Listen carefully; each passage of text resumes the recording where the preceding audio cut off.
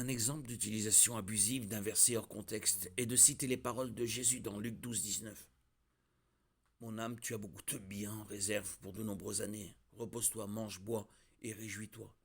Et d'essayer de les faire passer pour la philosophie de vie de Jésus. Le contexte dans lequel Jésus raconte une parabole enseigne exactement le contraire de ce que ces mots suggèrent. En tant que narrateur, Jésus met des mots dans la bouche d'un riche insensé, un personnage qui reçoit le jugement de Dieu pour avoir vécu selon cette philosophie hédoniste. Un autre exemple d'utilisation erronée d'un verset hors contexte est la citation de la première partie d'Habakkuk 2.15 pour condamner l'acte de donner de l'alcool à quelqu'un. Malheur à celui qui donne à boire à ses voisins. Utiliser ce verset pour dire qu'il est mauvais de donner une boisson alcoolisée à un voisin, c'est déformer les Écritures.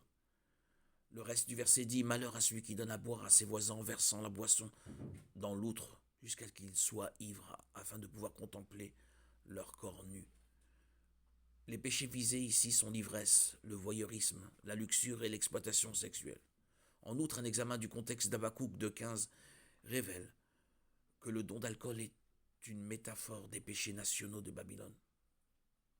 Les deux exemples cités montrent que certains versets ou portions de versets ne peuvent pas être utilisés seuls pour enseigner.